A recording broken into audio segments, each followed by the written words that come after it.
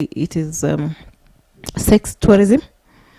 You take a child, let me say from Nairobi, you take them to Busia or Mombasa. Okay. And they are placed in brothels.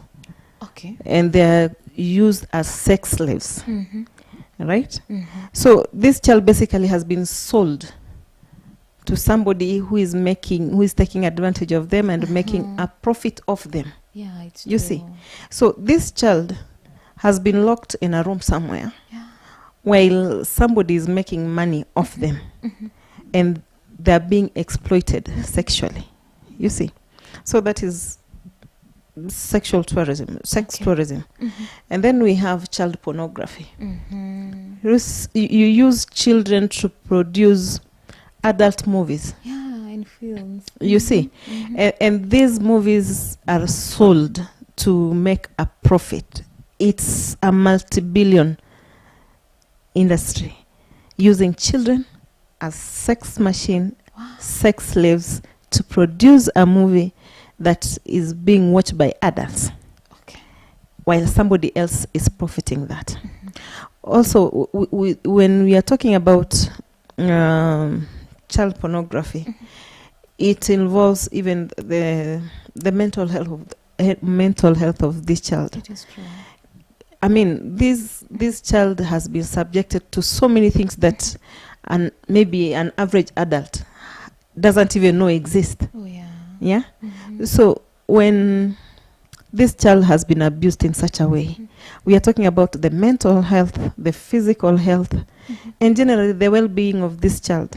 This child has not been protected. So as such, we are as citizens or in a society where we live in, please, let's make sure that these children are protected. Let us just create that awareness that these things happen. And when it happens, there is always help. Oh, yeah. Yes, there is always help. Yeah. That one sounds so scary. Now, according to your experience at work, I know you've served for a very long time. How do you deal with these heartbreaking cases? As a Christian, I'll say. Child, but they are so heartbreaking. These are kids. Yes. In most cases, they happen to kids. We are talking trauma in children. Yeah. But also, as somebody who's working with these traumatized children, we also need time to debrief. Oh my. Yes, because at sometimes you get a case that you can't really talk to anybody about it. And at work, we always have that debriefing session. It is true. Like once a month, you just get a few days off just to be oh my God. Be you. Okay. Because when we say every case, believe me, is a child, is somebody's life we are talking about. It is true. In as much as this case is different from the other, you take it personally because you are the one who is supposed to give this child that way forward. Oh yeah. You see, and when you are talking to them, some of them will come out and be open, but still others will withdraw. They won't like to talk about it. So for all of us, whether it's the child or the guardian or whoever is working in child protection, just give them time and give them that space that they need. Wow. When you just hear, need that, give me, I can't talk about it, please respect that space. Okay. I can't talk about it. And when time is right, we'll talk about it. Wow. Yes. Nice. But as somebody who's working in child protection, we need those counselors. Okay. Also, yes, we are taking through counseling. So you also get tortured, and then again you're taken emotionally you are drained. Because still you are a human being. Yes, you are drained. You still need that counseling. And you need to come back and the handle. Very severe. Yes. It's worse when you get, maybe it's a parent who is doing this to their own child. Very true. You see, if it's a stranger, you will think this somebody who is not related to the child. Yeah. The trauma is even more when it's a child who is being abused by their parent or a relative. Wow. And this is Okay. blood. You know, Yeah. you can't throw it and say, No, you I can't. denounce you. No. No, this Mhm. is as much as we are saying, let the Mhm. Lord take its own course, Mhm. but at the same time, we are saying, this is the Father. Mhm. And 20 years from now, wow, this is the Father. it is true. It doesn't change. It doesn't change. Yeah. 100 years, he's still the father. Yes. Mm-hmm. So respect space, Mm-hmm. give them time, Mm-hmm. and also just let nature take its own course. Mm-hmm. Time has this wonderful way of healing all But wounds. it's true. Yes, Mm. the scars will remain, Mm-hmm. the wounds will be still there, Mm-hmm. but time heals. Time will heal. Eh? Yes. Wow. And also pray. Yeah. I was We get looking our forward to strength. that. Uh-huh. Uh-huh. We get our strength from Mhm. prayer. Mm-hmm. Please pray. Yeah. I mean, Mm-hmm. a prayer can be a simple silence. Mm-hmm. It's only God who understands what you're going through. Mhm. Pray, Okay. right? Mm-hmm. So even in your silence, in your tears, in the Mhm. heartache, Mhm. please just pray. And Mhm. it's also teach our children how to pray. It is true. Yes, Wow. it's always the first line of defense. Wow. Pray. Mhm. It's just communicating with God. Mhm. And we, as Christians, we are lucky that we have that free way. Yeah. Nothing hinders us from Mhm. reaching God anytime that we want. But it's true. So whether you are sick, Mhm. whether you are bereaved, whatever it is, Mhm. pray. Yes. Wow, nice. I believe and I understand you work closely to the street children. How well are these children protected from this? I would say every institution has got its own rules and regulations. Yeah. So in as much as you are working with street families, Mm-hmm. always remember that whatever drove them on the street, Mm-hmm. that's the most important thing that you should be looking at. Okay. Why are they on the street in the first place? Okay. You see, Mm-hmm. because when you meet a child who is a runaway from home, and then there is this other child who was just born on the street, they don't know why they're on the street. Mm-hmm. You see, Mm-hmm.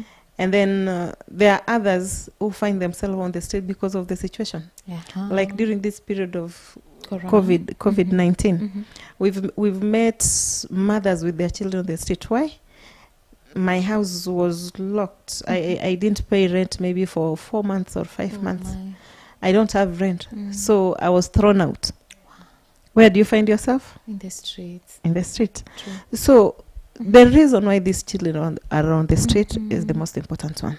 That's your point of intervention. Because Mm-hmm. let me tell you, everybody who is on the street, not all of them want to get off the street. Not all of them. No. Really? Some of them are, They're in their comfort zones. yes, they don't want to leave the Mhm. streets. Mhm. So you see them begging on the streets and having their life on the street. Okay. I mean, not all of them want to come off the street. Okay. So just get to know them Mhm. once you talk to them. Mm-hmm. And always they are afraid to talk about their issues because they've always said that there are some people who are taking advantage of them. Mm-hmm. So a child on the street, Mm-hmm. how do you protect this child? Remember, they're human beings, Yeah, just they like are. you and me. Mm-hmm. They have that ability to fend for themselves, Uh-huh. right? Mm-hmm. But in certain ways, you might find that they don't have that luxury to choose. Uh-huh. You see? Yeah. So when you go, let me say, when you go to the streets of Nairobi, Mhm. we have these bases. We call them bases. Mhm. So a base is basically a place Mhm. where they go, maybe find shelter. Mhm. This is where they meet in the where evening. they meet in the Uh-huh. evening. Mhm. And these bases, most of them are, let me say, for lack of a better word, they're under a former street person, Mhm. either a lady or a man, Yeah, yeah, yeah. who knows Mhm. the life on the street. Okay. So they offer like shelter, somewhere where they can sleep, Yeah. right? Uh-huh. But the catch is this. Mhm. It's not for free. It's either you have to pay for it in one way or the other. So you still find that even in those bases, these children are not really protected because there's no law. There is nobody who is in charge. Okay. You see, like base A is the police officer from, let me say, maybe Kimbo is in charge of that base. Oh my God. It's for them because they are street families. Yeah. And believe me, even before you get to that base, you need protection yourself.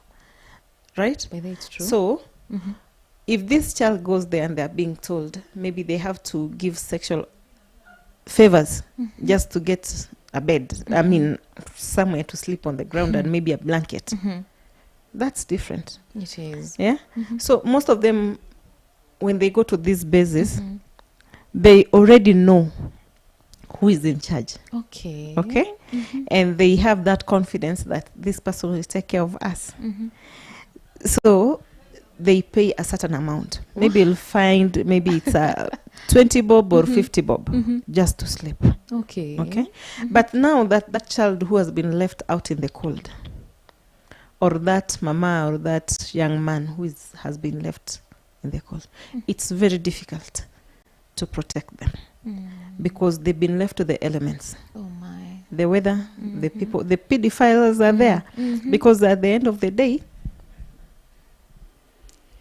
if you can walk around and you can rape a child just in the village or somewhere, imagine on the streets where there's nobody who's taking care of this child. No one cares for them. Nobody cares for them. So it's a little bit difficult to protect them. But the government has a rehabilitation trust fund which has been set up by the government through an act of parliament to take care of the street families.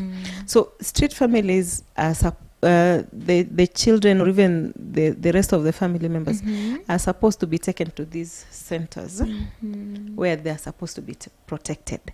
So the law has given a right to the centers. We have government facilities and also we have private facilities.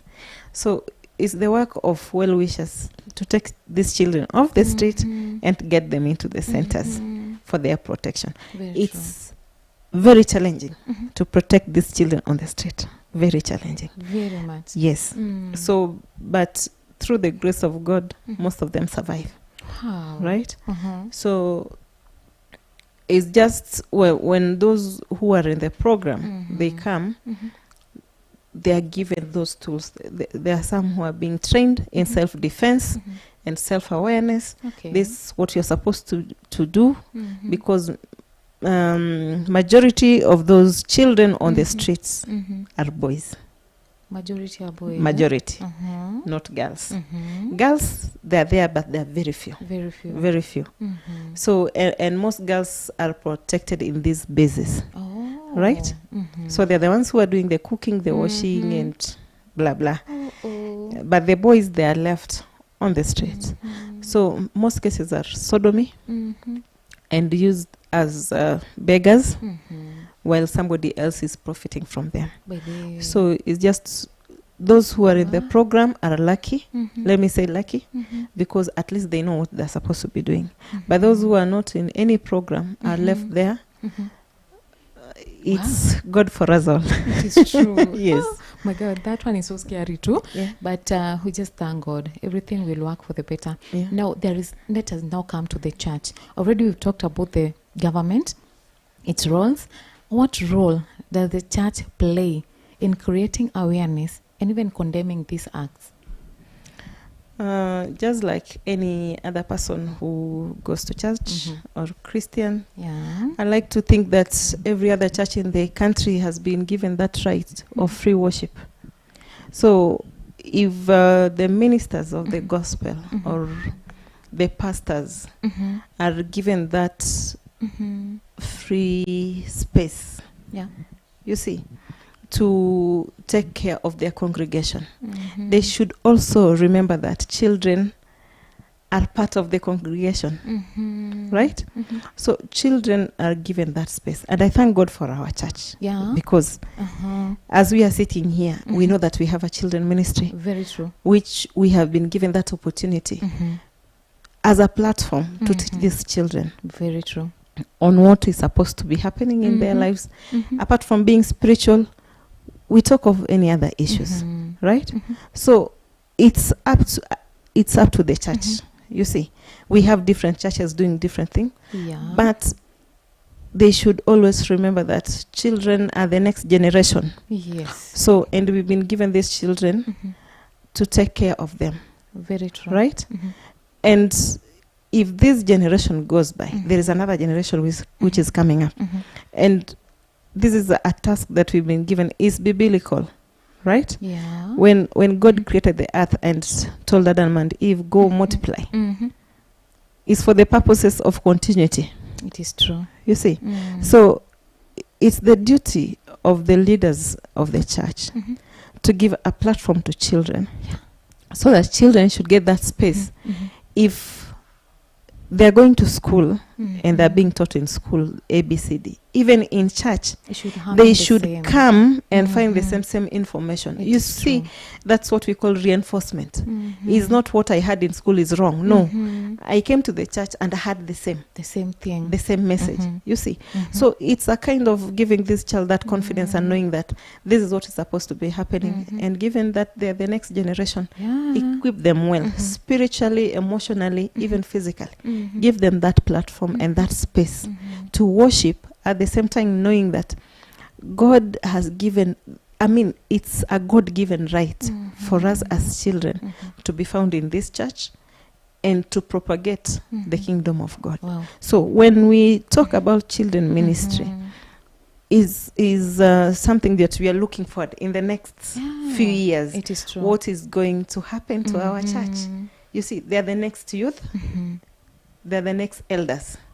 Very true. You see?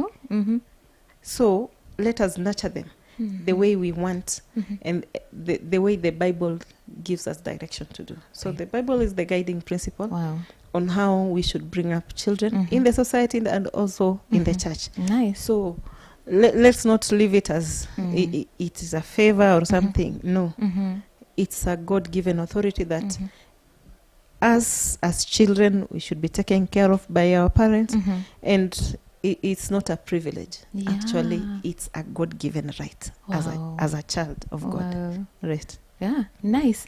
Thank you very much for that. Now, I wanted you to just highlight, because I know you are under that department, and especially to our church now. Can you just tell us how you do these things? How do you group them? Do you do this? Do you combine them? How do you handle them? Okay. I'll limit myself to our church, because I don't know about other churches. Yeah, just limit. Give them a brief. I know what you do. Okay. We thank the Lord for our church, Kimbo Pefa Church, and the minister of God. That's Reverend James Gudo Iwesonga, who have given us this platform as children ministry.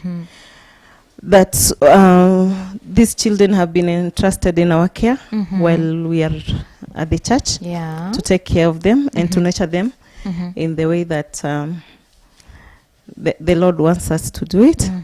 So as a children department in the church, we have children of different ages. Wow. So, and by God's grace, we have teachers. Yes. These teachers are from different professions, but the common ground is that we both believe and trust that each one and every one of us is saved, and we ascribe to being a Christian in the first place. We are followers of Jesus Christ, and the Bible tells us that we are an ambassador of Christ. True. So if you are an ambassador, you represent, right? And there's that authority that has been given on you as an ambassador to carry out some duties and roles. And also in our church as teachers, we've been given those duties and those roles by the church on behalf of the leadership of the church to take care of these children. So given the ages of these children, we have the preschoolers and grade 1 and 2. we group them in one group. And then we have grade 3, 4, and 5. That's another group. And then we have grade 6, 7, and 8. That's a different group, right? So in this group, every teacher knows what they're supposed to be doing. Okay. And we have a syllabus that we follow. Oh, nice. Yes. Oh. We have a syllabus that we follow to teach them. Okay. So we don't just come with any other doctrine out there and give it to the children. No. We follow what the church has laid down for us as children ministry. And we believe by doing that, we are serving with the full authority under the church leadership. Wow. And that responsibility, we don't take it lightly.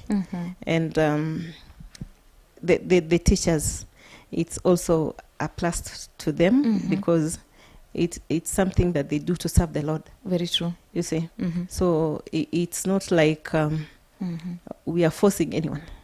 Wow. Right? It's voluntary. If you come there, expect from the Lord. Wow. You see? Yeah. So we don't say this is the qualification. The qualification is those who believe. Wow. And are saved. Wow. Yes. Nice. That's so beautiful. And of course, people should bring children closer to God. Yes. God loves children. Huh? Yeah. We are coming to the end of our show. I would like you to tell people whether we've created good awareness or not now, and then you will say goodbye because we're coming to the end of our show. And make it as short as you can because I know God will help you. Okay.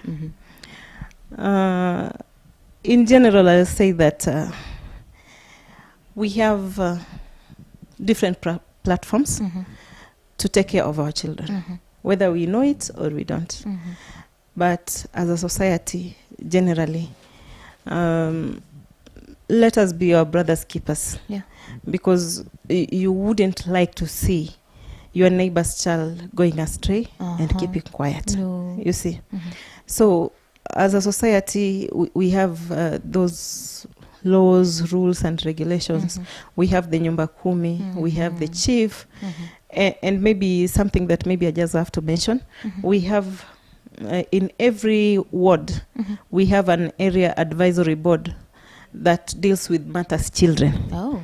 So when you go to the chief's office, they'll give you that information. Okay. We have a children's board in every ward.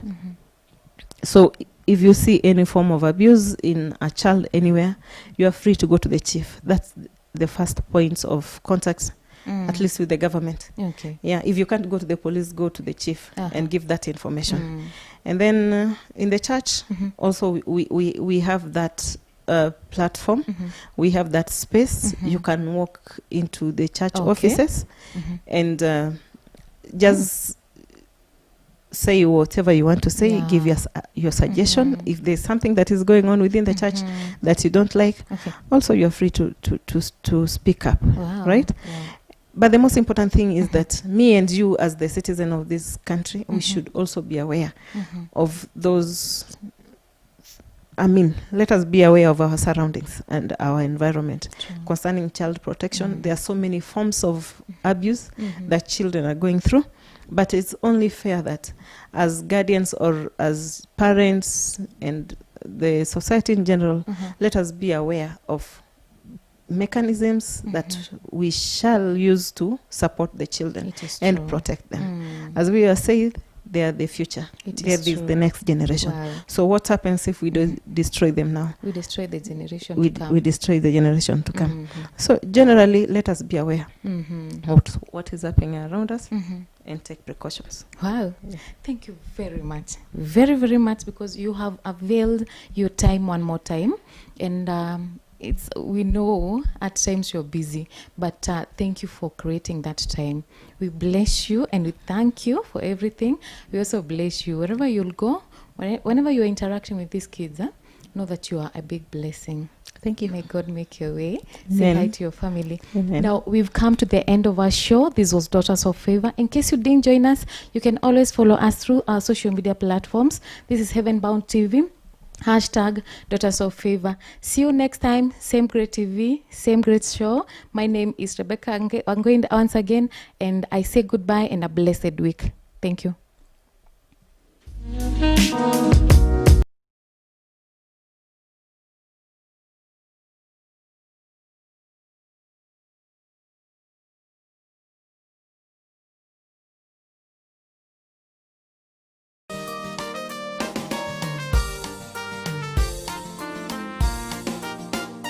when the sun